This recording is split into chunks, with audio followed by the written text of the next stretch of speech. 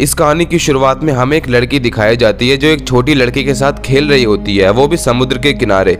और तभी उसे गोलियां चलने की आवाज आने लगती है। दरअसल वो उसका एक सपना होता है। फिर अचानक उस कमरे पर लगे सीलिंग के स्पीकर से आवाज आती है, जहां पर वो ये सुनती है कि तुम्हारे सामने टेबल पर जो पेंसिल रखी हुई है उसे टाइमर खत्म होने से पहले पहले नीचे गिराना होगा। तभी उस रूम में रेड कलर की लाइट जल जाती है और तो और 30 सेकंड का टाइमर भी शुरू हो जाता है। और फिर एलन उस टेबल तक जाके उस पेंसिल को नीचे गिरा देती है। अब यहाँ पर सब कुछ नॉर्मल हो जाता है। अब यहाँ पर एलन बहुत ज्यादा घबरा जाती है और वहां पर जोर से बोलती है कि ये मेरे साथ क्या हो रहा है, मैं कहां पर हूँ। फिर तभी एलन बेहोश हो जाती है और उसे एक सपना भी आ जाता है, जिसमें वो ये देखती है कि समुद्र के किनारे रेत से कुछ बना हुआ है। जब उसे होश आता है तो वो देखती है कि उसके हाथ पैर बंधे हुए होते हैं और फिर से वो रोबोटिक आवाज़ उसे आती है, जिसमें वो कहते हैं कि टाइमर खत्म होने से पहले पहले तुम्हें उस पेंसिल को नीचे गिराना होगा, नहीं तो हम तुम्हारी बेटी को मार देंगे।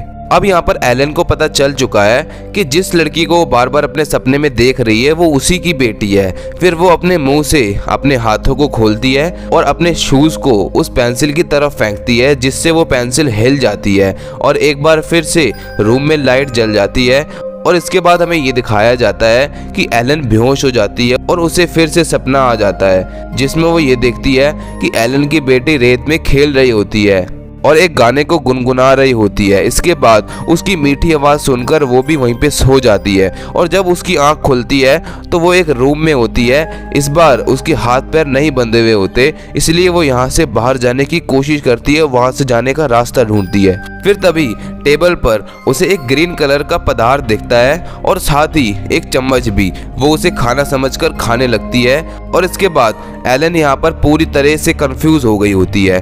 वो कहाँ पर है उसे नहीं पता।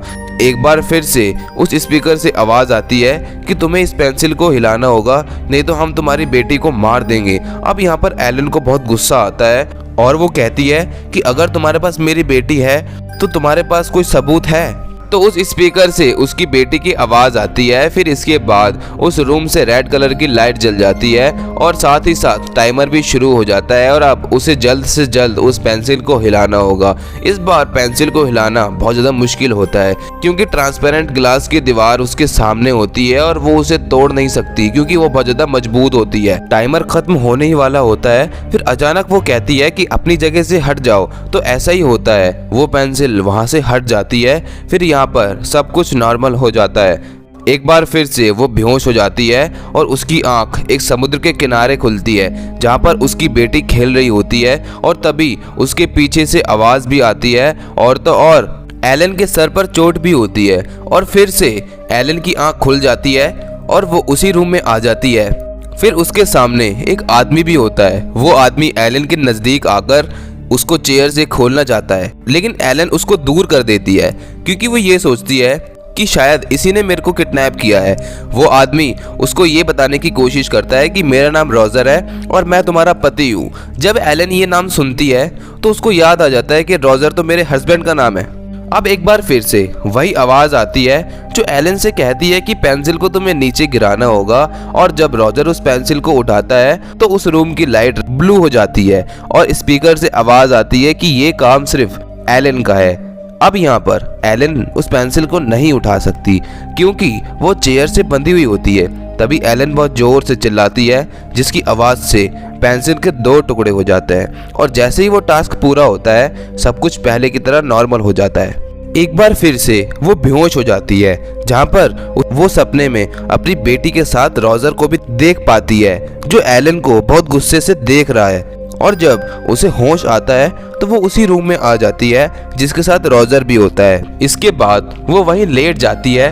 फिर रोजर उसके लिए वही ग्रीन कलर का पदार्थ लाता है, जिसे देखकर वो जोर से चिल्लाती है, जिससे वो ग्रीन कलर का पदार्थ रोजर के हाथ से घिर जाता है। एक बार फिर से वो सपने में चली जाती है और तभी उसकी बेटी एलन से पूछती है कि माँ तुम बार बार कहाँ पर चली जाती हो। फिर थोड़ी देर बाद वो वहाँ से गायब हो जाती है। फिर जब वो होश में आती है तो वो देखती है कि उसे एक जंजीर से बांधा हुआ होता है। तभी रोजर उसके सर में एक खास निशान देख पाता है। उसे देखकर ऐसा लग रहा होता है कि उसके सर में कुछ डाला हुआ है। फिर इसके बाद उस रोबोटिक स्पीकर से एक आवाज़ आती है, जिसमें वो इन दोनों को एक टास्क देता है। उस टेबल पर एक बॉल होती है जिसे उस बाल्टी में डालना है। फिर रोजर एलन से कहता है कि तुम्हारे अंदर शक्तियां हैं, तुम उन शक्तियों का इस्तेमाल करो। फिर एलन ध्यान लगाना शुरू कर देती है और वो टेबल भी उसके तरफ आना शुरू हो जाती है। पर हर बार वो टास्क पूरा कर लेने के बाद बेहोश हो जाती है, लेकिन इस बार वो बेहोश नहीं होती। अब यहाँ पर उन्हें बहुत सारे टास्क दिए जाते हैं जिन्हें वो एक एक करके पूरा कर लेते हैं। अब यहाँ पर इन्हें एक और टास्क दिया जाता है जिसमें इन्हें रेत का किला बनाना होगा और वो उसे भी पूरा कर लेते हैं।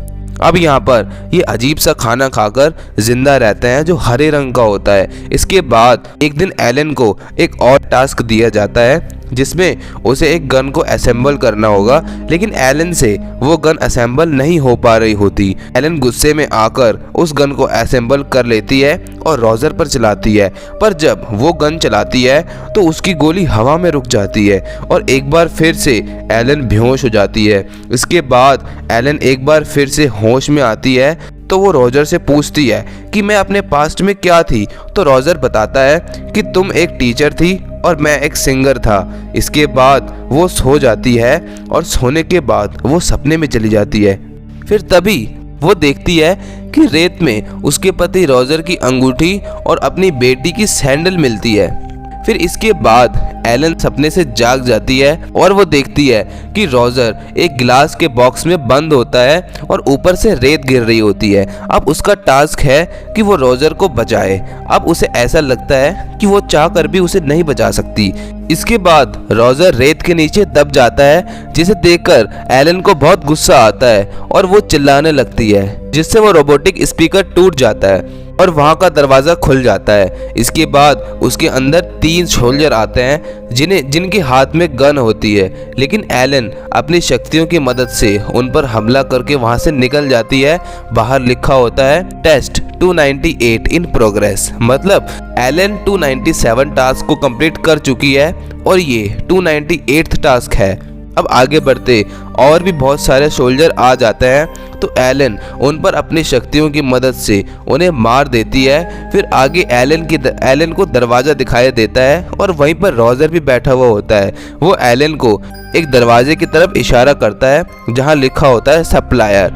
जब वो उस दरवाजे को खोलती है तो वहां से एक आदमी निकलता है जो बिल्कुल रोजर की तरह दिख रहा होता है। इसके बाद वहां पर बहुत सारे लोग आ जाते हैं जिनकी शक्ल सेम होती है।